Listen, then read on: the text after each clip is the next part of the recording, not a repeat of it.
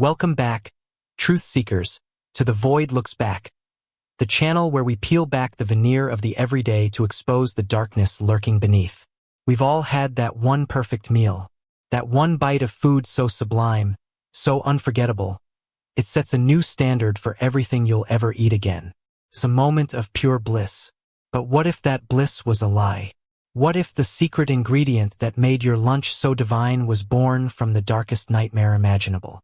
Today, we journey to the picturesque city of Viridia, known for its artisan markets and culinary scene, to uncover a story that turned a beloved local delicacy into an object of citywide horror. This is the story of a sandwich shop, a brilliant chef, and a pâté made from a forbidden ingredient. Before we dive into the abyss, if you appreciate these explorations into the shadows, please take a moment to smash that subscribe button and ring the notification bell. It helps the channel grow and ensures you never miss a descent into the darkness. Alright, let's begin. Our story starts not with a scream, but with a quiet, persistent puzzle in the sterile, white halls of Viridia General Hospital. The rain over Viridia had a relentless, melancholic quality. As if the sky itself was weeping for a tragedy the city hadn't yet realized had occurred. Inside the 3rd precinct, Detective Miles Corbin stared at the water streaking down the grimy window of his office. The gray cityscape blurred into a watercolor of concrete and sorrow. At 42, Miles had the weary eyes of a man who had spent 2 decades looking directly into the ugliest parts of human nature. His desk was a chaotic landscape of cold coffee cups, case files threatening to avalanche onto the floor, and the faint, persistent smell of stale paper and regret. He was currently neck-deep in a string of banal burglaries that were more about paperwork than police work, and his patience was as thin as his hairline. The phone buzzed, a jarring intrusion into the rhythmic drumming of the rain. He grunted, snatching the receiver. "Corbin. Detective Corbin, this is Dr. Eris Thorne from Viridia General. We haven't met, but I was given your name by the medical examiner's office. I have a situation here, a deeply unsettling one." The voice on the other end was sharp, precise, and laced with an intellectual urgency that immediately cut through Miles's fatigue. Miles swiveled in his chair, his interest piqued. Doctors didn't usually call detectives unless someone was dead under suspicious circumstances. "What kind of situation, doctor?" "It's a medical anomaly, but with criminal undertones, I suspect," Dr. Thorne said, his words clipped. "Over the past 6 weeks, I've had 4 patients admitted with a nearly identical and terrifyingly aggressive set of symptoms. Acute liver failure, rapid onset neurological decay, hallucinations. We initially suspected some novel hepatovirus or an environmental toxin. We ran every test imaginable. Nothing. No known poisons, no viral markers, no genetic predispositions. 2 of them, a Mr. Gable and a Ms. Chun, passed away last week. The other 2 are in critical condition, and their prognosis is grim." Miles rubbed the bridge of his nose. "I'm sorry to hear that, doctor, but it still sounds like a matter for the CDC, not homicide." "I would have agreed with you until this morning," Dr. Thorne countered, his voice lowering slightly. "We performed a full autopsy on Ms. Chun. Her liver was destroyed. But the nature of the cellular necrosis was unlike anything I or my colleagues have ever seen. It mimicked certain prion diseases, but with a ferocity that was shocking. Me, Dr. Evans, ran an experimental deep tissue toxicology screen. And that's where we found it. A specific, complex protein marker. One that is almost exclusively found when a human body processes. Well, when it processes the tissue of another human." The rain outside seemed to stop. The silence in Miles's office became a heavy, suffocating blanket. He sat bolt upright, the file on the burglaries completely forgotten. "Say that again, doctor." "The markers are consistent with the consumption of human organs. Specifically, liver tissue," Dr. Thorne stated, the clinical detachment in his voice making the words even more horrifying.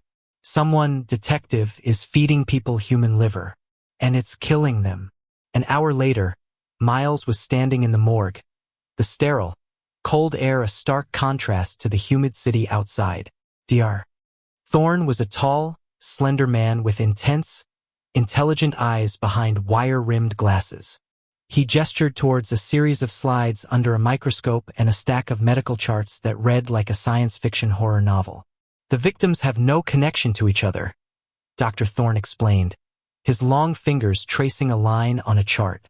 Different ages, ethnicities, professions, neighborhoods. A retired librarian, a young software engineer, a construction foreman, and a university student. No social overlap. Nothing. There has to be something, Miles insisted, his mind racing.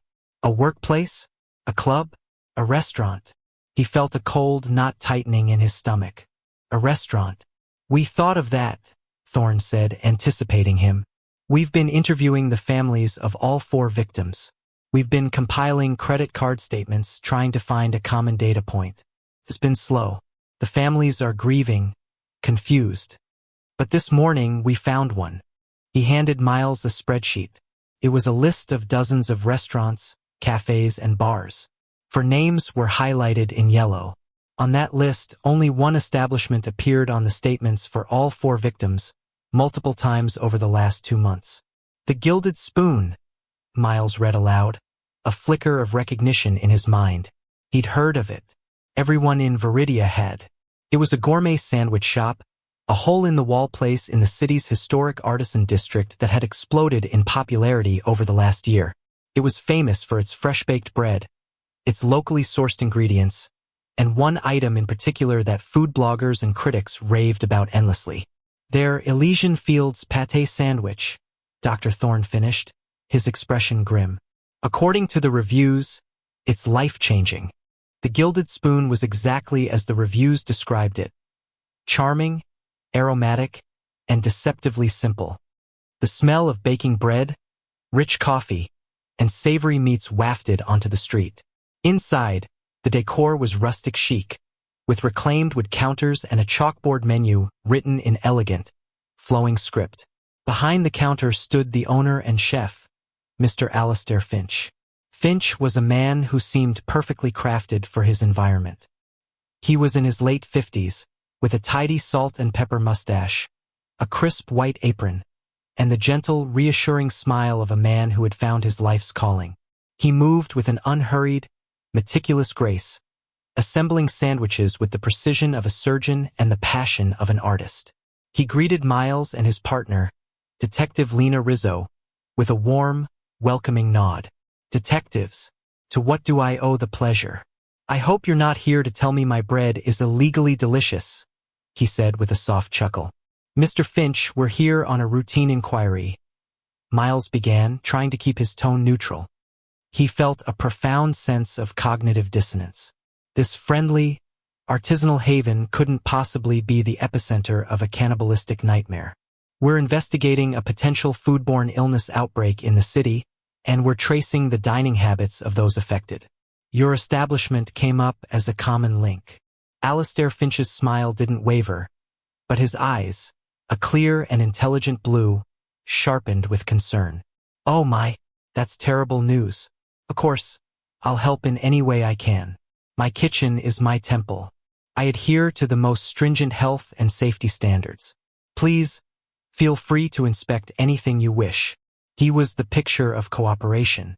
He provided them with invoices for all his suppliers, detailed logs of his food preparation processes, and a complete breakdown of every ingredient in every item on his menu. When Miles asked specifically about the famous pâté, Finch's face lit up with pride. Ah, the Elysian Fields pâté. That is my masterpiece, he said, gesturing to a chilled glass container holding a smooth, rich-looking spread. It's an old family recipe, a blend of the finest organic chicken and duck liver, herbs from my own garden, a touch of brandy, and a few secret spices. It's a labor of love. It takes 3 days to prepare a single batch. Lena, playing the part of the curious customer, asked, what makes it so special?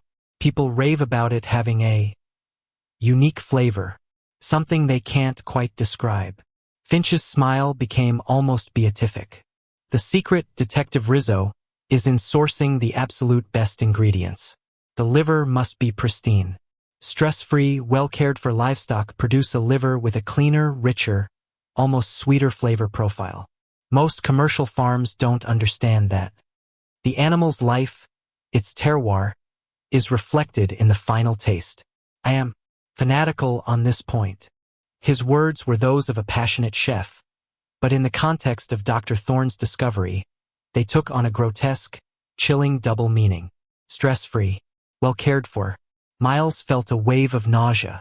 They left with samples of everything, including a large container of the Elysian Fields pâté. As they walked back to the car, the rain began to fall again. He's either the most helpful small business owner in the city or a psychopath with a culinary degree, Lena muttered, looking back at the charming little shop. Maybe both, Miles said, his jaw tight. The next 24 hours were an agonizing wait. The city's forensic lab was put on high alert, tasked with a battery of tests that were far outside their usual scope. They were not just looking for bacteria or contaminants. They were looking for human DNA. The call came at 3 a.m. Miles was dozing on the cot in his office, the remnants of a terrible cup of coffee still on his desk. It was Marcus, the head of the forensics lab, his voice strained and utterly devoid of its usual professional calm. Miles, you need to get down here. You need to see this. Miles was there in 15 minutes. The lab was buzzing with a tense, horrified energy.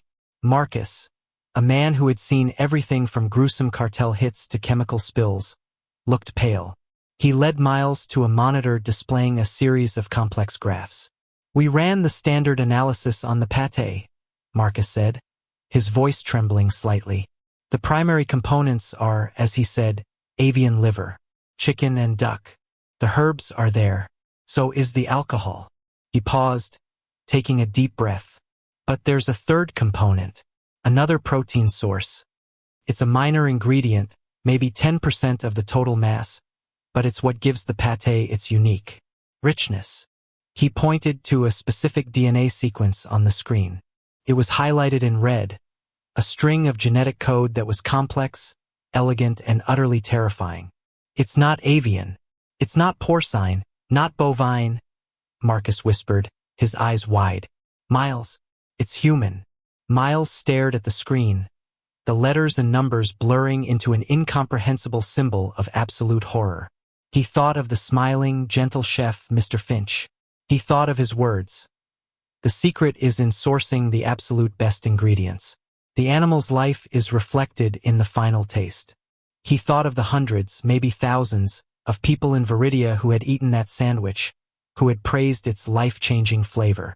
The nightmare was real, and they had all taken a bite. The confirmation from the lab sends the precinct into a secret, high-level panic. A task force is immediately and quietly formed, led by Miles. The primary objective is to build an airtight case against Alistair Finch without alerting the public, which would cause mass hysteria and potentially compromise the investigation.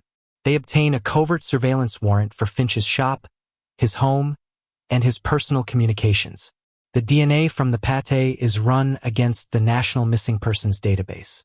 A few days later, they get a hit. The DNA belongs to a John Doe, a transient man who was reported missing 3 months ago, last seen in a district not far from Finch's home. The horror is now personalized. The pâté contains a specific, murdered individual. The investigation delves deep into Alistair Finch's past. On the surface, he is a model citizen. He grew up in a wealthy but emotionally sterile family, attended a prestigious culinary academy in Europe, and worked in several Michelin-starred kitchens before returning to Viridia to open his own humble shop. But digging deeper, Miles discovers a sealed juvenile record. As a teenager, Finch was institutionalized for a short period for extreme cruelty to animals, an incident his powerful family managed to expunge from public record. Psych evaluations from that time described him as brilliant and charming, but with a complete lack of empathy and a God complex, particularly concerning the purity of nature. The surveillance reveals Finch's meticulous routine. He lives alone in a pristine suburban house with a large, beautifully maintained garden and a locked, soundproofed basement. He is a creature of habit, but every few weeks his routine deviates. He takes his delivery van out late at night, not to his suppliers, but to the city's underbelly homeless shelters, transient encampments, and areas frequented by sex workers. The team realizes his victims are people on the fringes of society, those least likely to be missed. He is not a killer of passion.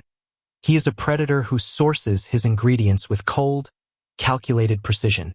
The team watches, horrified, as they track him scouting for his next victim. They have to stop him before he takes another life, but they also need to catch him in the act to secure a conviction. The tension becomes almost unbearable as they follow him, waiting for him to make his move. The task force gets a break. A new missing person report is filed for a young runaway who was last seen in an area Finch was surveilling. Knowing they are out of time, Miles makes the call to move in. They organize a coordinated raid on both the Gilded Spoon and Finch's home. The shop raid is a bust. It's as clean as a hospital. But the raid on his home is a descent into hell. The house is immaculate, but the locked basement is a custom-built, stainless steel abattoir and processing kitchen. It is horrifyingly sterile. They find specialized surgical tools, a custom walk-in freezer, and drains in the floor. Chillingly, they also find Finch's journals. In elegant script, he details his hunts, his victims, and his culinary experiments. He writes not like a killer, but like a master vintner or a connoisseur, rating the livers based on the person's health, age, and even their perceived purity of spirit. He believed he was elevating them, turning their worthless lives into a divine culinary creation. Finch himself is not at the house. A frantic search reveals he is catering a private, high-society event for the city's elite. He is preparing a special, multi-course meal with his pâté as the centerpiece. Miles realizes Finch is planning a grand finale, a final act of grotesque artistry. The final confrontation takes place in the chaotic, high-pressure kitchen of the gala. Miles confronts Finch, who shows no remorse, only annoyance at having his art interrupted. He delivers a chilling monologue about aesthetics, taste, and the thin line between man and beast, seeing himself as a pioneer of a new cuisine. The confrontation turns violent, a desperate struggle amidst bubbling pots and razor-sharp knives. Finch is finally subdued, but not before screaming at the horrified kitchen staff that they are fools who cannot appreciate true genius. The story breaks, and Viridia is thrown into chaos. A wave of revulsion and paranoia grips the city. The Gilded Spoon becomes a macabre tourist attraction. The story ends months later with Detective Miles Corbin sitting in a simple diner, staring at a hamburger. He can't bring himself to eat it. The case has fundamentally broken his relationship with the world, leaving him to forever question the simple, pleasant surfaces of life and wonder about the true nature of the ingredients hidden within. He is haunted by Finch's final words from his journal. They praise my creation, but they are too cowardly to understand the sacrifice. Great art always requires a sacrifice. I am simply the one brave enough to make it.